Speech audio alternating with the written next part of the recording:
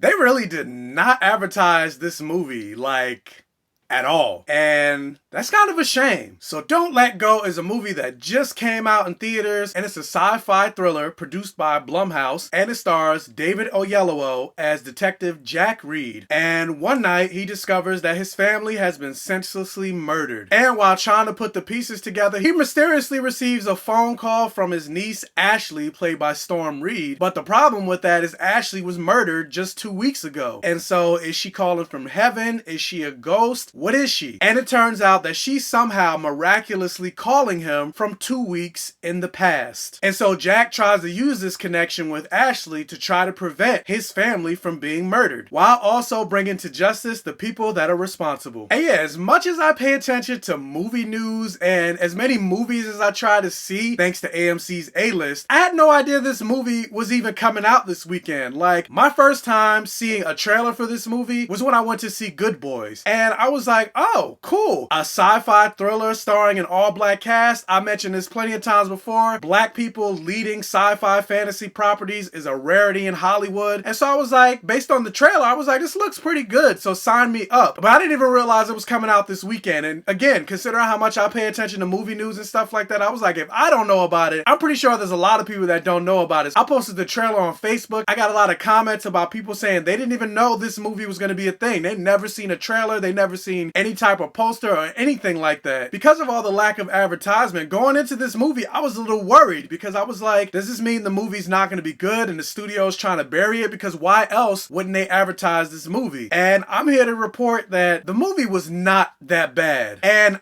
I actually enjoyed it. The relationship between David Oyelowo and Storm Reed's characters are the driving force for this movie. I was not a fan of A Wrinkle in Time. Like, for me, I would put that on the worst movies of 2018, and that was the first movie that I've ever seen Storm Reed in. However, with this movie, it shows that she has the chops. And I mean, David Oyelowo, I mean, come on, what is there to say about him? Like, we already know he's a phenomenal actor. So in terms of the acting for this movie, that was definitely not a problem, even with the side characters. With that said, though, I do wish the side characters got a little bit more development, especially David Oyelowo's family. Like, I understand that the majority of this movie is being pushed by the relationship between Uncle Jack and Ashley. However, the entire movie is about him trying to save his whole family, and Ashley's father is being played by Brian Tyree Henry, who most people know from Atlanta, and you don't really get that much from him. And I was like, well, considering you got this caliber of actor and this well-known actor, and then you don't really do anything with him, you could have just put any no-name actor to fulfill that role. Because casting Brian Tyree Henry and then not using him, to me, I would say is a waste. Part of me also wishes that, considering these characters are put in these extraordinary circumstances, that there would have been some type of explanation to how this is all happening. This might be a slight spoiler, but not really. So in this movie, Ashley can call her uncle 2 weeks into the future. But if her uncle tries to call her back, the phone is disconnected because in his timeline, his niece is dead, and so therefore her phone service has been turned off. But the only thing is, Ashley doesn't even know she's calling her uncle 2 weeks into the future. She thinks she's calling her uncle in the same time and same space that she's in. So I'm sitting in the theater wondering the whole time, like, how is it that when she dials her uncle's phone number, it goes to him 2 weeks into the future and not the present version? How does this all work? Like, can I call my uncle 2 weeks into the future to get the New Jersey lottery numbers for today? Somebody let me know. What's the secret? Overall, though, like I said, I did enjoy this movie. Was it a perfect movie? No. Is this movie gonna go on my top 10 favorite movies of the year? Probably not. But this movie was surprisingly fun and I had a good time. So overall, I would say Don't Let Go is a hit. So have you seen Don't Let Go? What did you think about it? Let me know down in the comment section below. Also, if you can, please hit that thumbs up button and like this video. It'll really help out the channel. And if this is your first time watching one of my reviews, please check out the other videos on my channel. If you like what you see, please subscribe for more and tell your friends, families, and neighbors about my channel to help me continue to grow. And as always, I'll catch you guys next time.